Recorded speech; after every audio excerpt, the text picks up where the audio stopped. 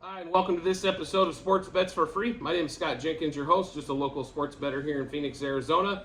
And hopefully today with our picks, your picks, will be another profitable day for you.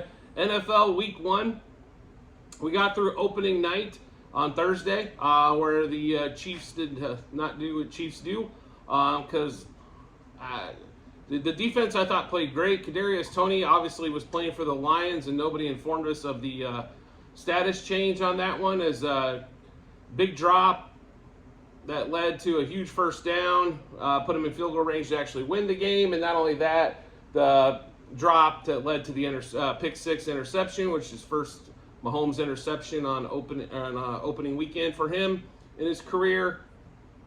No Travis Kelce, no Chris Jones. I thought the defense actually played great, giving up basically 14 points. Gave up some run on the ground. That's to be expected. Offensive line for Detroit's fantastic, but they didn't run the ball down their throats. I thought it was actually pretty horrible game plan by the Lions overall. They forgot about Ross St. Brown in the second half. Didn't get him the ball. Didn't continue to run the ball at the Chiefs and wear down the clock. They still escaped with the win. But all the people that were like, Detroit, see, told you, Detroit was going to win. Like, really, you didn't handicap that game correctly at all. So you got extremely lucky that Toney dropped every pass, headed his way. Sky Moore dropped a couple that were behind him, late as well. And there was no Kelce and no Jones. You got extremely lucky to get away with the victory there. I don't know if the Chiefs are going to cover the 4.5, but they look like they were in position to go win the game, even with that dumbass pick six, because Toney can't. He's got major butterfingers. I guess the worst place to hit him is in his hands. If you are a Giants fan, though, I can understand your pain now. So he looked pretty good, except for the injuries at the end of last year. This year started off, I don't know if you can get much lower than where he started off week 1. I'll put it to you that way. So so opening nights in the books. We get on to the Sunday slate. We do not have any Monday plays currently. We will be adding those to the Google sheet, just a heads up. We're kind of waiting to see if the line made any more movement on that particular game.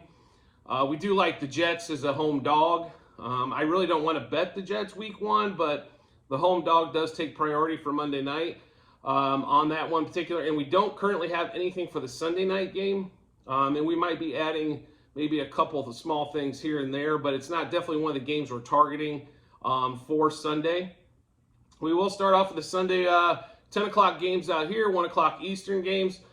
First game up on the betting slate is actually 49ers and Steelers. We do love this particular one. Congratulations, Nick Bosa, for resetting the market for defensive players. That 5-year, 5-year, 170 something. I think it was 170.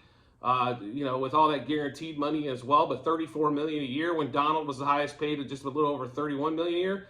If the Chiefs don't sign Chris Jones to $30 million a year, shame on them. That's all I'm gonna say. That defense actually looks like it could be instead of an average to below average defense, it looks like it could be a higher end defense. But Steelers, 49ers, Steelers are always tough to play at home, especially opening week. I think this is just a bad situation for the 49ers. Bosa looks like he's supposed to play. Don't know if it really matters that much. I think the Steelers offense is going to make a huge jump year 2, as do a lot of other people. I think Pickett's going to do a little bit better. Do I think Pickett's ever going to be a top 5 quarterback? No. But do I think he could be a successful quarterback in Pittsburgh? Yes. Najee Harris going to have a better offensive line to run behind. I really like George Pickens quite a bit. We're back behind the Pickens train in almost anything we can find. I think he's going to have a good matchup. The area that the Steelers have the advantage in is their receivers versus that 49er secondary. That's the big advantage that they have. So I think throwing the ball is going to be paramount for the Steelers. And then the Steelers defense is really good. So, and we're going to find out if Brock Purdy, now that everybody's got a little film, a little tape on him, is actually going to be this magic man, Brock Purdy, or if he's going to be the guy he was at Iowa State, which is middle of the road. In middle of the road, Kyle Shanahan will still get you a lot of wins, I feel. Maybe not in the playoffs necessarily, but definitely get you some wins during the regular season and get you into the playoffs. But that being said, we are taking the Steelers today. We're pretty heavy on the Steelers all the way around, so we'll get through that one there. But we do like Steelers plus the 2.5 for the game. We did take them as well, plus a half first quarter and plus a half first half. On that particular one, we like the Steelers over 19.5 team total. Steelers over 2.5 touchdowns. We think they're going to score. I think the number's 24 for them in this game in particular. Steelers over 9.5 total first half as well. We also like George Pickens. We already put out the prop bet of the week, prop bet of the day for week 1. George Pickens over. We got him at 39.5 receiving yards. I still like him over 42.5. And then we're also going to take George Pickens for anytime touchdown. Kenny Pickett, like I said, they're going to have to throw the ball in order to be successful in this game. Kenny Pickett over 1.5 passing touchdowns, and Kenny Pickett over 212 passing yards. I know this particular one has moved quite a bit on this one here. I'll just take a quick peek here and give you let's see if we can get a rundown quickly of his pass yard total currently. Looks like he's at 219. I saw it as high as 222. I still like it at 219. I think he's going to throw the ball for about 250 yards in this particular game. Over 1.5 touchdowns. We grabbed it earlier in the week at plus 170, and it is currently at plus 160. I know a lot of people don't roll with enough bankroll to actually make a play earlier in the week, but I will recommend, if you really like some of these props, where they open and where they close can be big time difference, especially you'll see in the Lamar Jackson passing yards. That is a huge difference by waiting 3 or 4 days until actually game day. I think you're really crucifying yourself, or you're making it a lot more stressful than what it should be, when it should be an easier cruise maybe to cover. So I'm going to just recommend everybody, when we do, we drop those prop bet of the days for a reason. We just want to point those out. Maybe they just got released, or maybe they're at a point where we think they're worth taking. Those are important. Maybe you can, you can put 2 bets on a game, on a prop bet. So you could have, maybe you had grabbed Pickett, but you didn't have enough bankroll to sit there and throw a lot of money at it, but grab it a little bit at 212, and maybe you got no more bankroll now because it's Saturday. Maybe you got some baseball bets that came in, college football bets that came in, and you have a little more bankroll to bet a little bit more on Saturday or Sunday for it. But just a heads up on that one. So to run through that game against, we like the Steelers plus the 2.5 for the game. Steelers plus a half first quarter and first half. Steelers over 19.5 team total. Steelers over 2.5 touchdowns. Steelers over the 9.5 team total first half. George Pickens anytime TD. George Pickens over 39.5 receiving yards. And Pickett over 1.5 passing touchdowns. And Pickett over 212.5 pass yards in that particular matchup there. Next game out of the chute is going to be, that's on the board anyway, still another 10 o'clock West Coast, 1 o'clock East Coast game. Bucks, Vikings. We really don't have a side or total on this particular game. We do like a couple prop bets, though, that we want to run through. We really like Rachaad White over 45.5 rushing yards. I know this line's went up a couple yards. Still like it there. I think he's going to run for 50+. Rachaad White over 70.5 rushing and receiving yards. This Minnesota defense is not what I would call stellar, but Baker Mayfield does not have the stellar arm to go with it, in my opinion. So I do think that the backs will see some catches as well. Rachaad White is the lead back. There are some other options that you'll see throughout the game, but we think Rachaad White's going to have a good rushing and receiving game and should have a good fantasy game as well.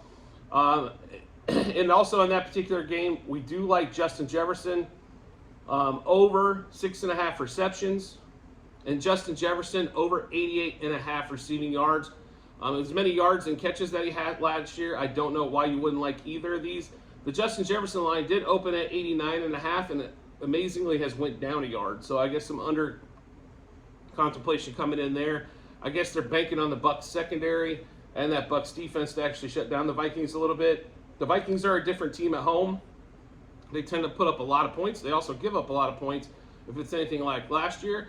And the games are normally relatively close, so they have to throw the ball. The end, another thing for Justin Jefferson, if you're betting on him for fantasy-wise, he probably was the #1 pick in your fantasy draft if you're playing fantasy. And there's a good reason why on that particular one there. Next game for us is going to be Texans-Ravens. This is a game we absolutely love on this particular one here. Ravens, we're all over this particular game in multiple areas. Now, we did grab Ravens -9 probably a week plus ago. I know the line's at 9.5. I like it at 9.5. 10's kind of the magical number as well. That's kind of that 2-score stoppage there, but we do like the Ravens at the 9 or the 9.5. Over 26.5 team total for the Ravens. Over 13.5 team total first half. Ravens -2.5 first quarter. Ravens -5.5 first half. Ravens over 3.5 touchdowns. I think they're going to score 30+ against the Texans. This is going to be a hard year to watch for the Texans. I can't believe how the win totals went up for them, as one of our bigger plays was them actually under. Rookie quarterback, rookie head coach. I think they've got a shot to be good in like a 2-3 year window, probably somewhere in that range. I don't think they're going to surprise a bunch of people this year. Stroud didn't look anything spectacular. He doesn't have a ton of weapons. Dameon Pierce, Dalton Schultz, Nico Collins, not household names by any stretch of the imagination. Should be some good fantasy depth for you, though.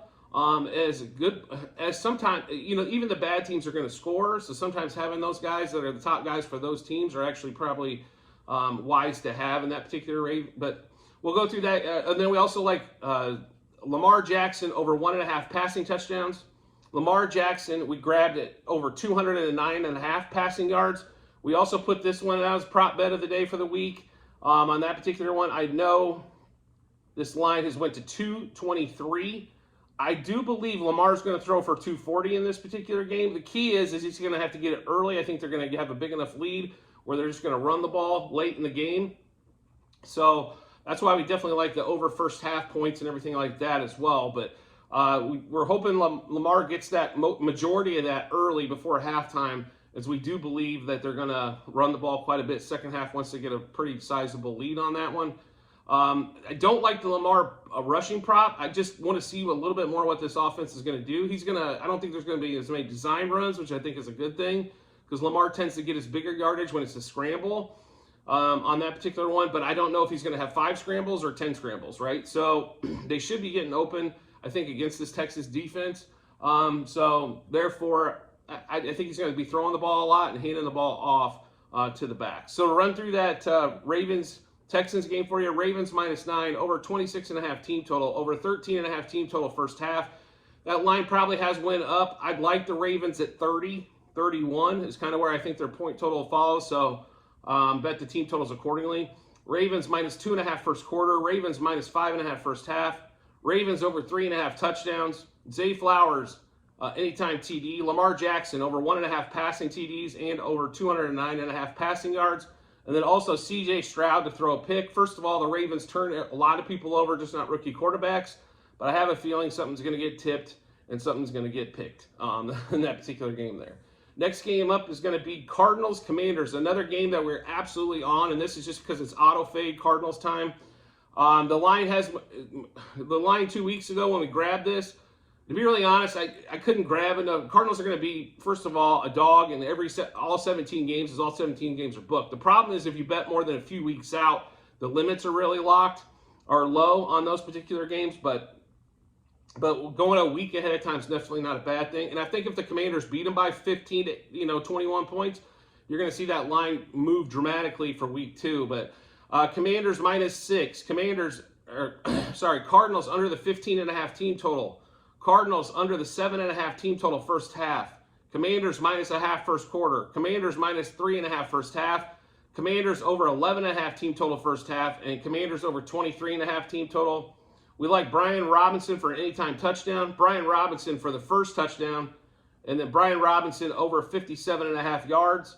And then we also like Terry McLaurin over 4.5 receptions. That one is plus money for 5 catches. It's one of those things, again, I think they better grab it early.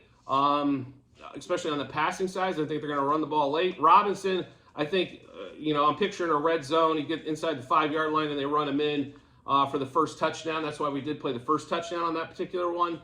But anytime touchdowns, I think he's going to run one in his late as well. Robinson would be a good candidate for 2+ touchdowns as well. So run through that Commanders-Cardinals game for you. We mentioned McLaurin over 4.5 receptions. Commanders -6. Cardinals under the 15.5 team total. Cardinals under the 7.5 team total first half. Commanders -0.5 first quarter. Commanders -3.5 first half. Commanders over the 11.5 team total first half. Commanders over the 23.5 team total. Robinson touchdown. Brian Robinson first touchdown. Robinson over 57.5 rushing yards. I think his line's at 59.5. I like that all the way up to 65 on that particular one. Next game up for us, our next game up on the board is going to be Bengals-Browns. We do not have a single play or prop on this particular game. The line looks +2, 2.5-ish. somewhere around there. If we have a lean, it's going to be to the Browns this particular game. Joe Burrow 1-3 against them. We're not sure that calf injury, if he rushed it back at all or if it's completely healed.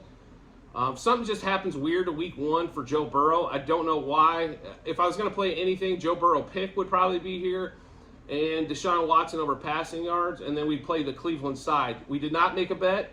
It's not on the sheet, so therefore just kind of a couple leans on that one. Next game up, though, we do absolutely love Jaguars-Colts. I don't understand how the public money and how all this money was coming in on Jacksonville, and all of a sudden the line went back down to 4.5. We did grab it a week plus ago at 4. This is an auto fade of Anthony Richardson. I think this is going to be the biggest bust in the draft. I think he's going to be able to run. The guy can't hit water if he fell out of a boat when he's throwing the ball. If Jacksonville does not win this game by a touchdown, it's one of those things where I'm going to fall out of the chair. Now, I will say this. The only saving grace is that for some reason, weird things do happen in Indy when they are a bigger dog, which 4.5, 5, I mean, that's more than a field goal, so you call them a little bit of a bigger dog. Something weird always happens. The Chiefs last year came in there and somehow couldn't score any damn points, and it's not like that Colts defense is fantastic. The Jaguars are one of the best teams over the last 20 years, week 1 against the spread, and the Colts are one of the worst. So a lot of things happening in the Jags' favor here. But like I said, for some reason the line comes back down. But we do like basically everything about this Jacksonville game that we can get our hands on. We did take, like I said, take the Jags -4. The Jags -2.5 the first half. The Jags over 24.5 team total. Colts under their 19.5 point team total. Jags over 2.5 touchdowns. Jags over 12.5 team total first half. Colts under 9.5 team total first half. We like a Ridley anytime touchdown and ETN anytime touchdown. We like ETN over 76.5 rushing plus receiving yards. Lawrence over 253.5 passing yards. ETN over 57.5 rushing yards. Ridley over 57.5 receiving yards. That was also one of our prop bet of the days. That line is at 63.5, just a heads up. Lawrence over 1.5 passing touchdowns. Ridley over 4.5 receptions. That was also one of our prop of the day for week 1. The Ridley line, I'm still not scared of it. I think they want to show their shiny new toy off. 6 catches, 80 yards is kind of where I have Ridley projected on that particular game. So the 4.5 or I think he's at 5.5 as well on the receptions. I still like him over 6. I just think the line's going to be a little bit tighter there on that particular game. So we'll run through that Jags-Colts game for you one more time. Jags -4. Jags -0.5 first quarter. Jags -2.5 first half. Jags over the 24.5 team total. Colts under the 19.5 team total. Jags over 2.5 touchdowns scored. Jags over 12.5 team total first half. Colts under 9.5 team total first half. Calvin Ridley anytime touchdown. Travis Etienne anytime touchdown. Etienne over 76.5 rushing and receiving yards combined. Lawrence over 253.5 passing yards. And Etienne over 57.5 rushing yards. Ridley over 57.5 receiving yards. Like I mentioned earlier, I know the line's up to 63-ish, 64. I'd still take the over until we get to about 68. Lawrence over 1.5 passing touchdowns. Ridley over 4.5 receptions. And Anthony Richardson to throw a pick. I think that might be the biggest lock, maybe the whole entire game on that one, is Richardson to throw a pick. I think he's gonna push something and try to make something happen. And next thing you know, here you go. It's called interception. Next game up on the slate, Titans-Saints. We do not have a single play in this Titans-Saints game. I really think this game could go either way. If we had a lean, it would be Tennessee plus the 3 and Tennessee money line. Not a big fan of Derek Carr. Think he's completely overrated. Dick Allen is the coach of the Saints. Not a big fan there. Kamara's out. Let's see if Michael Thomas can make it through one game without an injury. Love Olave. Don't like the quarterback throwing it to him. If you're going to play anything, Juwan Johnson over receiving yards, it's probably a pretty good play as Derek Carr loves the tight ends on that particular one. But that's, like I said, we have no plays in this particular game, and just a slight lean for you if you're interested in that game. Next game up is Falcons-Panthers. We only like one prop in this particular game, and that's going to be Bijan Robinson over 87.5 rushing and receiving yards. The rushing total I know is in the 60s. Here's the thing with this particular game. The Panthers actually do have a good defense and a good front seven and a pretty decent secondary core to boot. I don't know if he's going to be able to run for 70 yards. I think he can. I think he's going to get around 3 to 4 catches though, and he can turn those into 40, 50 yards pretty easily. And I think that's what's going to get him over the hump there on that particular one. I don't like Desmond Ridder as a quarterback. He cannot make all the throws. I think Ritter's kind of the placeholder till they find the next best thing, kind of like Mariota was. I don't think he's going to make it through the season injury free to boot. So that kind of hurts him there as well. But that is the only thing that we have in that particular game is going to be Bijan over the 87.5 rushing and receiving yards. And I hope he gets a ton of catches because I have him in a few fantasy teams because for some reason he fell and I just felt, value-wise you had to take him. And that's the only play we have in that game. Next game, we're going to move to the afternoon slate or late afternoon East Coast. 1:25 out west, 4:25 East Coast time. Eagles, Patriots. We do not have a single play on this game either. If I had one lean, it would be the Patriots plus the 4 in that particular game. This game smells terrible. This should be a touchdown game at a minimum. I think Philly favored. I don't understand the 4 line. It hasn't moved either way, which means probably no sharp plays on this particular game, and there's probably pretty consistent money coming in on both sides. Like I said, if I had one lean, just because the line smells funny, it would be the Patriots plus the 4. Next game up, 1:25 West Coast, 4:25 Eastern. Dolphins, Chargers. We do like this game quite a bit. The Dolphins getting 3 at the Charger, going to be chargering, is definitely something we want to take advantage of in that particular game. So we do have a few plays on this particular one. Most of it's going to be team totals and player props, though, just this particular game here. So Eckler over 87.5 rushing plus receiving yards. Don't know if he's going to get mostly by the ground or mostly by the air, so take the combo and kind of take the guesswork out of it. Chargers over 9.5. The Chargers-Dolphins over 9.5 total first quarter. Chargers-Dolphins over 25.5 total first half. And the Chargers-Dolphins over 51. We also like Tua over 268.5 passing yards. This line has went down, so take advantage. I think Tua's going to throw for 300 here. Waddle over 63.5 receiving yards, and Waddle over 4.5 receptions. I think they are going to try to bracket Tyreek, as most teams try to do. Have some guy over the top and some guy trying to run with him that can't. Waddle's got about the same speed though, so you can't double both. So I think Tyreek gets the attention, and Tyreek could still have over 100 yards easily, right? Because Tyreek only typically needs about 2 catches to get there, with his remarkable speed and the way he can get open. And then when he gets in the open field, just everybody kind of just stops and freezes. So, but we do like Waddle over the receptions and receiving yards in there because we think he'll have a little less coverage on him. So that game again, Eckler over 87.5 rushing and receiving yards combined.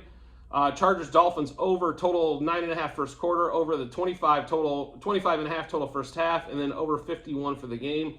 Tua over the 268.5 passing yards. Waddle over 63.5 receiving yards, and then over 4.5 receptions for Waddle as well. Next game up is going to be the Rams and Seahawks. We love this game as well. We probably like one of our favorite plays on the board. This line has went down though, and I'm not quite sure why. But if you've ever watched like Seahawks Rams games in Seattle, Seattle always seems to win, and they seem to handle them very well. No Cooper Kupp this game. So who is Matthew Stafford going to throw the ball to? What is he going to throw 300 yards to Higbee? No. I don't think any of the other receivers definitely scare the Seahawks defense. The Seahawks defense is not going to be top 5, but could be middle of the pack this year, I think, which would be a big plug. Geno Smith, if he has the year he did last year, the Seahawks could win this division. They could. I'm not saying they're going to. But they definitely could win this division. Obviously, the 49ers.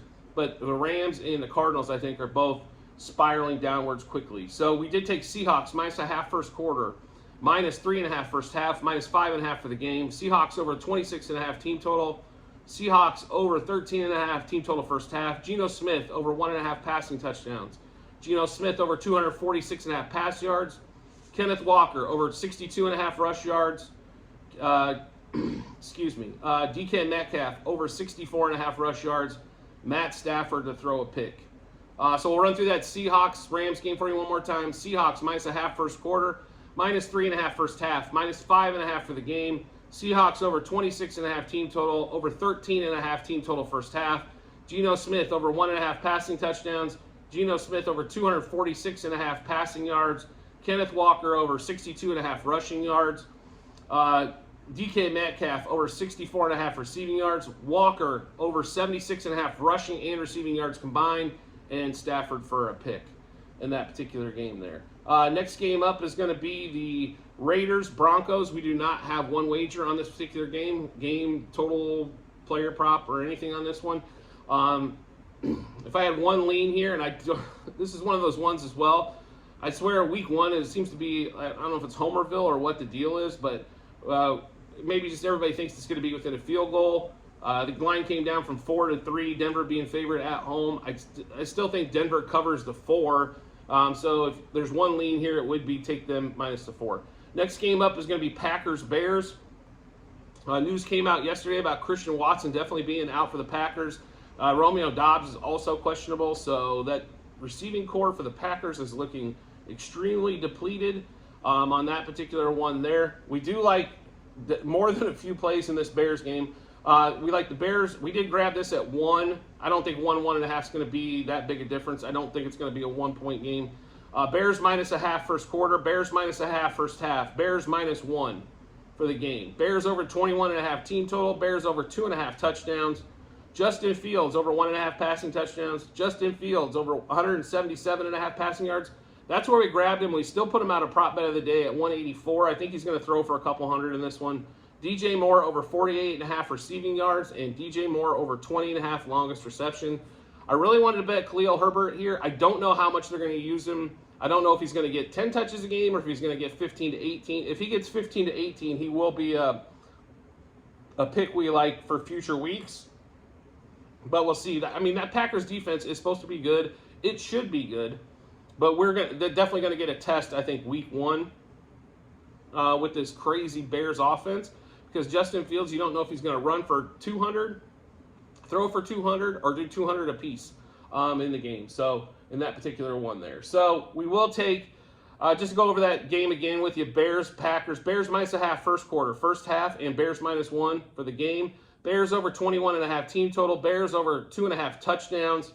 Justin Fields over 1.5 passing touchdowns. Justin Fields over 177.5 passing yards. I know that lines up to the 180-ish mark. I still like it there. I think, like I said, he throws for 200.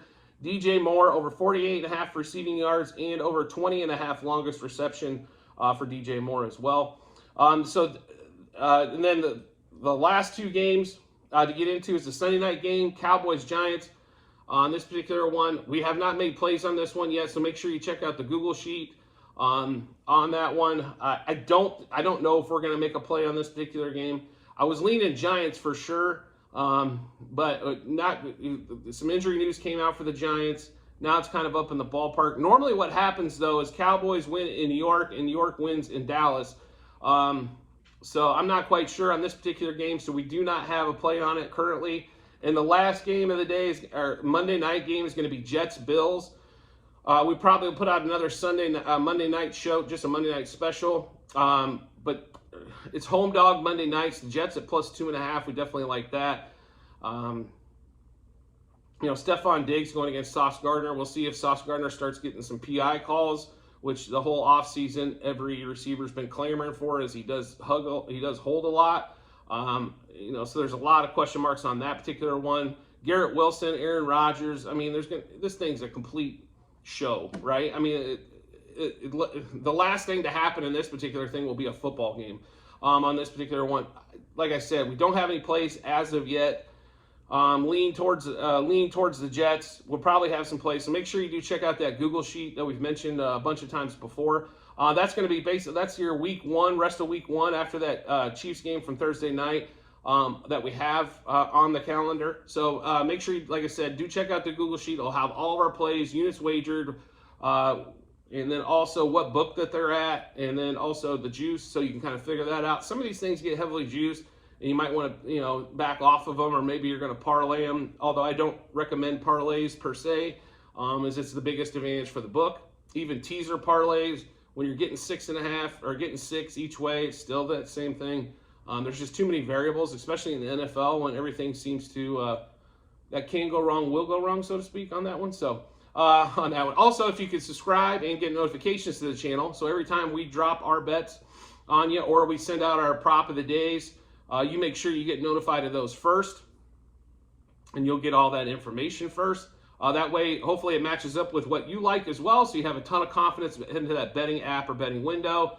We have a lot of plays. We understand people are not going to make the volume of plays that we have going on there. That's why it's important, I think, to look at the units wagered. The more units we have on it, obviously, the more we like it.